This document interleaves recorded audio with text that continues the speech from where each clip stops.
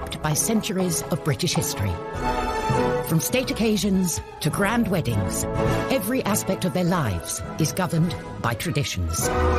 For the nation, they provide spectacular moments. Everything the royals do has symbolism, has significance. We take a look through the royal rulebook from the very beginning.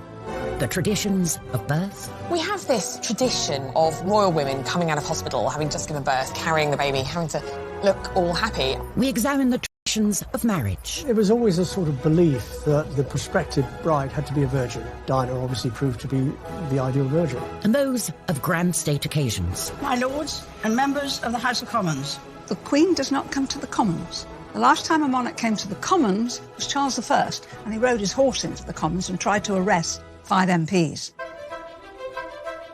We meet the photographer who spent decades covering royal traditions. I was actually witnessing history in the making, no question about that. And we shine a light on the modern royals who are shaking up the system by doing things their way. I loved that Meghan came out and really showed her post-bump. We reveal the moment Obama got it horribly wrong. You can see Her Majesty sort of look at President Obama as if to say, oh my gosh, what are you doing? And the incredible letters from Princess Margaret to Parliament when she nearly caused a crisis by breaking tradition. She said, I'm particularly anxious that whatever may happen may not cause any embarrassment either to you personally or to the government. She knows everything is hanging on this. These are the secrets of the royal traditions. Royal traditions take centre stage in our nation. Grand ceremonies with thousands of years of history form the very fabric of our society. These royal occasions, rich in pomp and ceremony, set us apart from the rest of the world.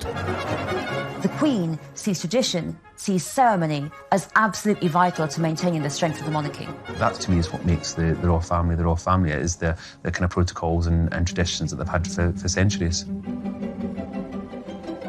When it comes to traditions, royal marriage is steeped in them. But as a result, monarchs can't always marry who they want.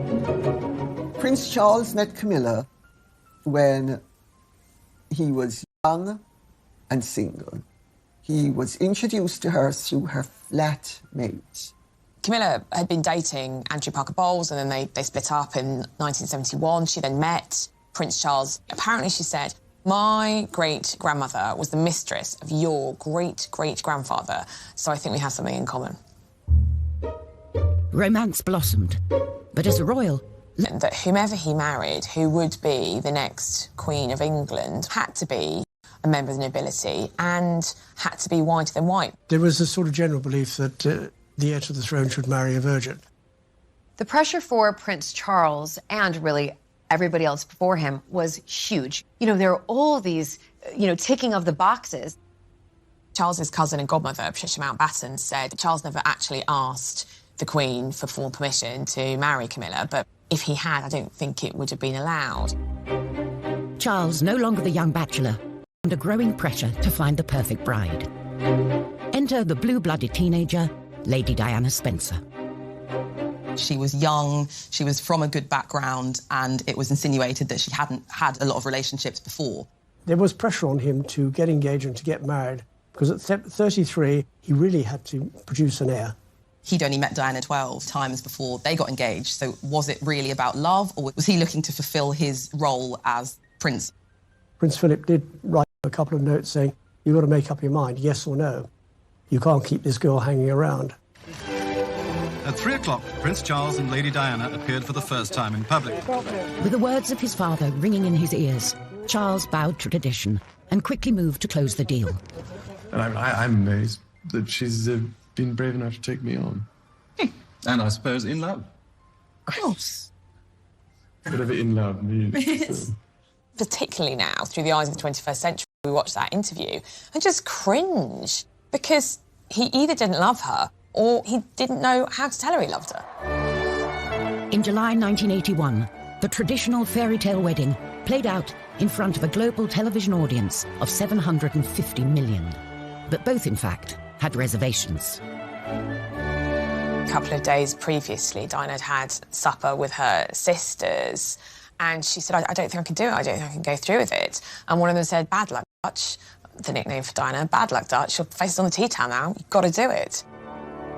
And she already at that point thought that Charles had a mistress in Camilla Parker Bowles, and of course, she was right. Tradition, which brought the two of them together, was not enough to save the marriage, which ended in separation in 1992 and finally came to a close in 1996 with divorce. The traditional way of doing things just didn't work. If Charles had been allowed to sort of pursue who he wanted and marry who he wanted, it would have saved Diana a lot of heartbreak and it would have saved the whole family. Kent Gavin covered every Lindo Wing photo call for over 35 years, starting with Prince William. Well, we went down there, anything up to, I think it was about 2 weeks prior, because we weren't exactly sure of the date. Police had to put barriers up and the roads were sealed off. And we used to chain our step ladders so that they could not be moved. And you wrote your name bit on felt, Kent Gavin, Daily Mirror, or whatever it was. Less than 2 days after arriving here, Prince, Princess and baby Prince emerged to the cheers of the crowd. It was over in minutes, you know, everybody shouting and screaming, but of course it was front page pictures. Kate and William carried on the tradition of the photo call on the steps of the Lindo Wing, whilst paying tribute to the past. We saw some lovely symbols that harked back to Charles and Diana. When Prince Louis was born, she wore that red dress, and quite similar to what Diana chose, coming out with Prince Harry. So there are nods to what has gone before, tradition-wise. The Duchess looked somewhat tired, but very happy in a beautiful red dress and high heels. I mean, we have this tradition now of women, royal women, coming out of hospital, having just given birth, carrying the baby, having to look all happy. Because, of course, previous to this, women had home births. The Queen had all of her 4 children at home, so you wouldn't actually have seen a royal woman, a royal mother, for some time in public. Newcomer to the family, Meghan, decided this was a custom she would sidestep. Meghan didn't want it at all. I mean, she's changed the rule book totally. I don't know whether she went and did it because just changing tradition. She didn't want to have that frenzy. Like Meghan, Julie Montagu married into the British aristocracy, and she doesn't see the appeal either. Listen, I've had 4 children. I can't imagine having to give birth and then have hair and makeup done, put on a dress and a paternity. The Sussexes chose a much calmer photo call, with just one photographer in the comfort of Windsor Castle, with a more natural feel. I loved that Meghan came out and really showed her, you know, her post-bump. Your stomach does not go right back in 2 days later. It takes a lot of time. So I think for women all around, it was a breath of fresh air to see her come out and look like that. Perhaps this modern tradition of showing the baby within days of being born can be traced back to a curious incident in the 17th century, during the warming pan scandal. In 1680, there were wild rumours that James II and his wife, Mary of Modena, had not actually had a child. James II was hated because most of the country was Protestant and he was Catholic. His second wife, Mary of Modena, fell pregnant. After not being able to have a child for a long time, suspicion soared. They basically said that Mary of Modena had a fake bump, and she gave birth, apparently, to a son. But immediately everyone said, no, she did not. She gave birth to a stillborn child or a girl, and instead it was whipped away and a new baby was brought in the warming pan. And this was a huge scandal. No one believed that the baby was real, and as a consequence, James was pushed off his throne, and in came the tradition that every royal birth after that had to be witnessed by a senior member of the government to assent that the baby was truly royal. Thankfully, no such scandal with the more recent royal births. And when it comes to traditions, first on the royal baby to-do list is the christening, where everything down to the gown has a story. So the Honiton lace christening gown is the most wonderful symbol of royal tradition when it comes to royal babies. It was the christening gown that Queen Victoria and Prince Albert had made for their first child, Princess Victoria, for her baptism in 1841. Made of fine lace from Honiton in Devon, it was used as the christening gown for every king, queen and minor royal for 163 years, including our current queen, for her christening in 1926, and Prince Charles in 1948. Here is the first picture of His Royal Highness Prince Charles of Edinburgh, second in the line of succession, just 4 weeks old. Over 30 years later, he carried on the tradition with his own son. Granny was christened in this. Great-granny. And I was. But I was christened in this. Looks remarkably well despite it. The Victorian gown. Prince Edward and Sophie Countess Wessex's firstborn, Lady Louise, was wearing it. The Queen noticed that it was looking quite fragile, and she commissioned her dresser, Angela Kelly, to make an exact replica of it to be worn by future babies. And since 2004, the gown has been worn by every royal baby, right up till Archie. As well as the gown, a big part of the christening experience is the all-important pictures with the family. Kent Gavin was handpicked by the palace as the only photographer for Prince William's big day in 1982. On arrival at the palace, I was given a list of the running order to which I could expect the photo call to take place. And the first one was Diana and Charles, and the only thing was that William was crying his eyes out. But Diana had the solution to that on and off during the photo call, and that was to put her little finger in his mouth. About 3 minutes had taken place before that picture was taken because of William hollering and hooting. But then, as it was like military clockwork, the Queen came out, Philip, Queen Mother, just sat down perfectly posed. It had all been organised and rehearsed for us. But it was William who was stealing the show, obviously, because of his crying. And normally, we would have been present for those sort of pictures. This particular picture was the one that most of us ran on the front page. Many years later, William requested a copy of that picture, to which I sent him, and he sent me a very nice letter in reply. That was the last picture on the actual running order. And I walked across to the Queen. I said, "Excuse me, ma'am, but there is one very important picture missing, and that is the Queen Mother, the oldest and the youngest." And she went, goodness me, how we missed that. And she called out, "Mother, Mother," and she sat down there. Diana handed William over, and that magic, yes, wonderful picture. And of course the Queen was very grateful as well. She has a whole set of all of these pictures. Royal babies aren't just born into the Windsor family, but into an institution with hundreds of years of strict traditions. In the 1950s, a princess hell-bent on breaking with tradition rocked the establishment when she fell in love with the wrong man.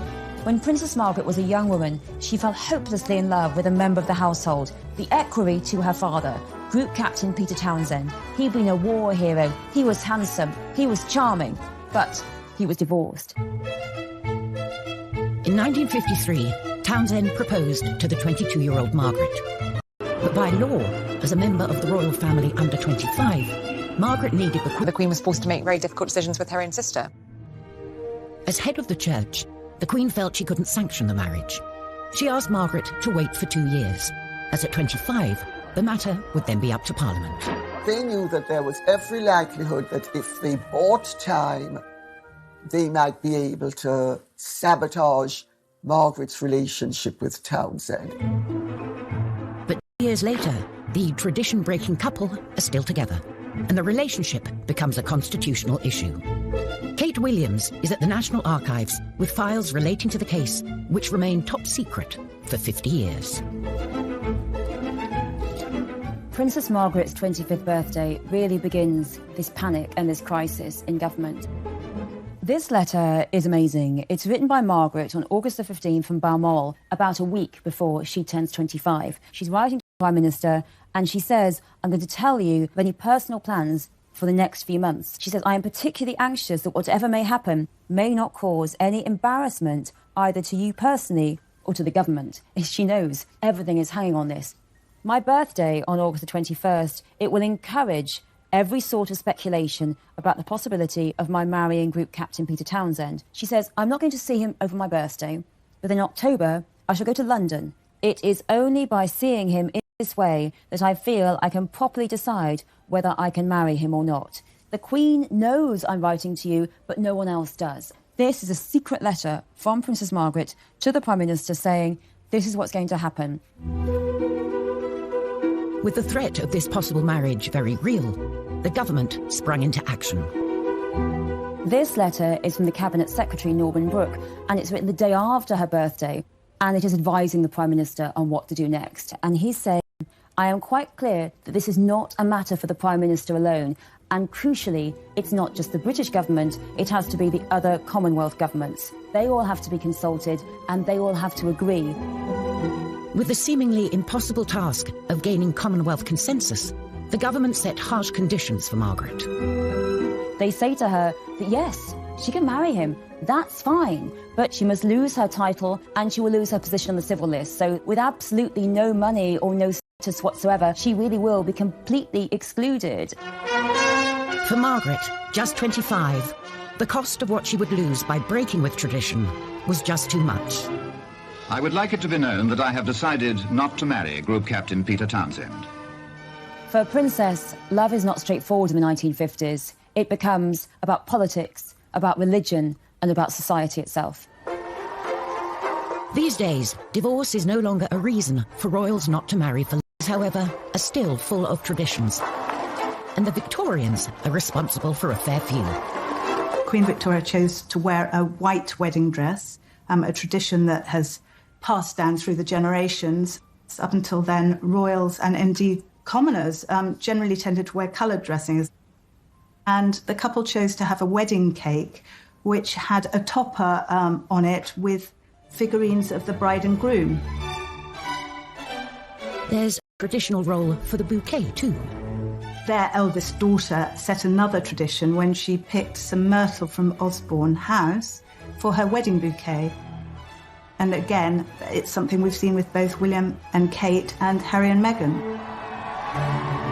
The Queen Mother started her own tradition when she put her wedding bouquet on the grave of the unknown soldier in Westminster Abbey. Obviously, she lost her brother in World War I, so she was probably thinking of him. Traditionally, the royals marry in abbeys and cathedrals, like St. Paul's or Westminster. Charles and Camilla were forced to choose a more humble venue. Both Charles and Camilla wanted to have a civil service at Windsor Castle, but they were slightly dismayed to find out that if they had been granted a wedding licence by the local council, that means anyone could get married, apply and get married at Windsor Castle for the next year. So they scrapped that. And it would mean that we had the heir to the throne getting married in a local registry office in Windsor with, before him, Mr. and Mrs. Smith, and after him, Joe Bloggs and Kathleen from down the road. There's one tradition the nation and the world looks forward to at any royal wedding. The wedding kiss, of course, is iconic nowadays. So many people will be surprised to know that, in fact, there have only been 3 royal couples who've kissed on the balcony at Buckingham Palace. There was Princess Diana and Prince Charles. They were the ones that really started that tradition. By the time Fergie and Andrew got married, of course, the crowd were waiting for the kiss. And they played up to the crowd and put their hands to their ears. Parliamentarians, and the Lords is for the appointed parliamentarians. My Lord, pray be seated. Black Rod the messenger walks down to the Commons, and the doors are shut in his face. He bangs 3 times on the doors. The Commons are summoned. MPs file into the Lords to hear the Queen give a speech outlining the agenda for the coming Parliament. Except for one MP, that is. Well, one of the traditions is that an MP is held hostage at Buckingham Palace. In order to make sure that the Queen gets back, one of the members of Parliament is taken hostage the night before and is not returned to Parliament until Her Majesty is safely away from there. Probably usually an MP that the government don't like anyway. While the words are read out by the Queen, they're written by the government. My Lords and members of the House of Commons. When you're in government, the night before the state opening, you are invited to a buffet supper at number 10. And then the speech is read out so that you know what's in it. There are no surprises. My government will legislate in the interests of everyone in our country. Like all traditions, the ceremonies acted out in Parliament are a reminder of an uneasy past between the monarchy and government. You go back to the 1640s during the time of the Civil War and Charles I's interference with Parliament. He interfered all the time, and Parliament didn't like being interfered with, which is why they chopped his head off. Historically, axe was the traditional method to get rid of a king or queen. And 60 years before Charles I, his grandmother, Mary Queen of Scots, had one of the most grisly executions of all. You'd think, as a royal, that if you had to be executed, it would be done in a very official and perfect way, but not for Mary Queen of Scots. So clumsy. First go, he just bashes the back of her head, and she's heard to groan. The second go, the head's still attached. Finally, at the third go, he gets the head off. He holds up the head to shout, "God save the Queen," by the hair. But Mary was wearing a wig, so her head falls out of his grasp, drops onto the floor, rolls along. I mean, it's just horrific. The spectators in this public execution are shocked and horrified. What a dreadful, horrible public execution for this woman who had been known as one of the most beautiful queens in the world. Thankfully, the monarchy is on a more stable footing these days. And as head of state, the Queen carries out her duty by regularly checking in with her Prime Minister. The Queen traditionally meets with the Prime Minister weekly for an audience, tends to be on a Wednesday. They meet for between half an hour and an hour. The idea is that the monarch is briefed on what's happened in Cabinet from the Prime Minister's viewpoint. The Queen's had a business relationship with her Prime Ministers, but there's some that she's liked more than others. She was very fond of Harold Wilson. She was very fond of Jim Callaghan. Famously, she liked John Major. She quite liked David Cameron. She didn't care for Margaret Thatcher. Margaret was hugely deferential. She adored the monarchy and would be almost kind of crawling, which irritates a strong personality, doesn't it? And Margaret Thatcher may also have rubbed the Queen the wrong way when, in 1982, she took the salute from the armed forces, a role usually reserved for the Queen. Margaret wouldn't have done it. And curtsy, if you're a woman. Now, for men, it is not a bow from the waist at the end, like you would do at the end of a stage show. Now, for ladies, you would do a curtsy. You keep your hands by the side, as straight back, one foot behind the other, and just a gentle bob at the knees. You don't need to do a terribly deep, grand court curtsy, like Theresa May or Margaret Thatcher did. Totally fine 80 to 100 years ago, but today, just a small curtsy will do. We need to show the monarchy some respect. So when Her Majesty has finished interacting with us, if we are the ones leaving the conversation, we don't show our back. We don't just go, yeah, bye, and walk off like so. Instead, you take a few steps backwards before turning and walking away, trying not to show your back. Sometimes, even world leaders get protocol wrong, as President Obama demonstrated when he spoke over the national anthem during an embarrassing moment in 2011. Her Majesty, the Queen. So President Obama has asked everyone to stand up. So far, so good. He says the words, Her Majesty the Queen. That's all he needs to say. Remember, it's a toast, not a speech. And then, just in that slight pause, To the vitality of the special relationship. the musicians start playing God Save the Queen. You can see Her Majesty sort of look at President Obama. To this blessed plot, this earth, this realm. And then Her Majesty herself breaks protocol. She actually interrupts the national anthem. The Queen. And says, oh, that was very kind, thank you. So she deliberately breaks with the etiquette in order to be more well-mannered. For the monarchy, a break with protocol is rare, but occasionally it attracts people who are rule breakers keen on shaking up the system. Princess Diana was kind of the ultimate royal rule breaker, really, because she dragged the royal family kicking and screaming into the 20th century. She definitely helped transform the monarchy, and I think the royal family we've got today, especially through our boys, is very much through her influence. The Broderick ward of the Middlesex Hospital is the only specially designed AIDS ward in Britain. It was how she engaged in her charity work, which was perhaps the biggest departure. She was really the first royal we saw in public hugging children, putting children on her lap. When we did the HIV/AIDS campaign, we were tackling serious misunderstanding and prejudice. We had a disease that was rampant, that was killing people in a horrible way, and for which there was no cure. She came, she sat on the bed of somebody who was dying of AIDS, she held their hand, and it made a difference. It really did. But this break with tradition came at a cost. By opening up more to the press and the public, she grew more vulnerable to the darker side of... A couple of weeks ago, and I got into a taxi, and two paparazzi pulled up at the lights. One got off the back of the bike, undid the cab door, and she fell into the well of the cab. And he said, this person, raise your head, I've got a mortgage to pay. She was in tears when she related that story to me. I just felt for her. Behind the scenes, the monarchy wasn't happy with the change Diana was bringing.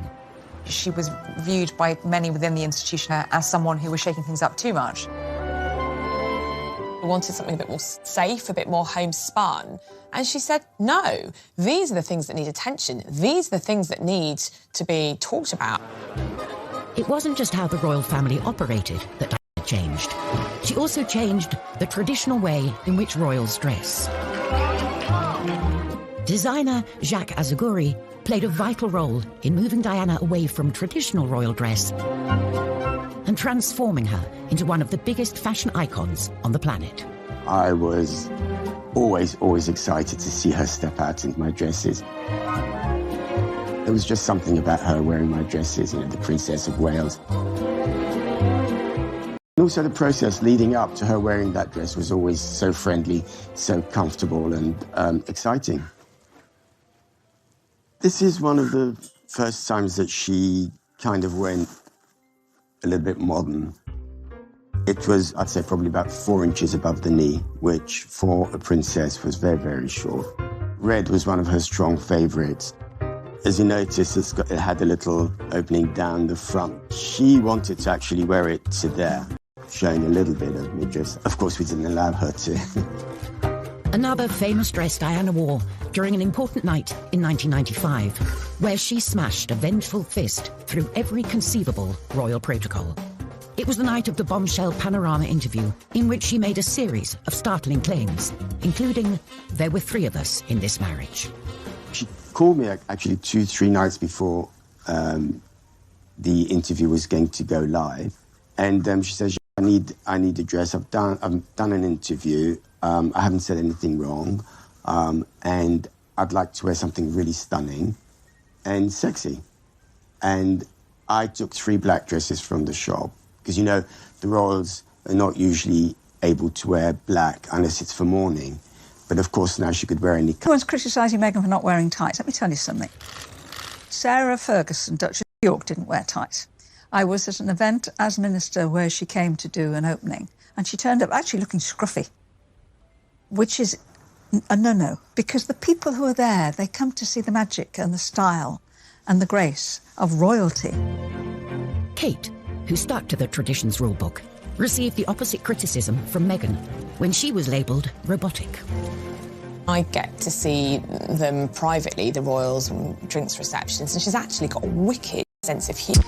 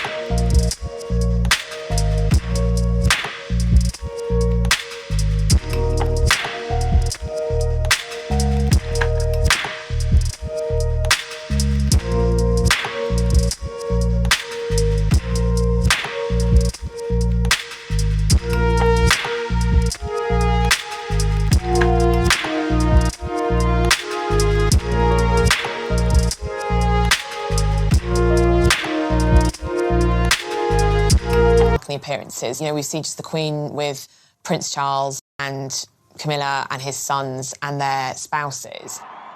And unlike the Queen, whose opinions remain secret, Charles has already expressed his views in public on topics ranging from the environment to architecture.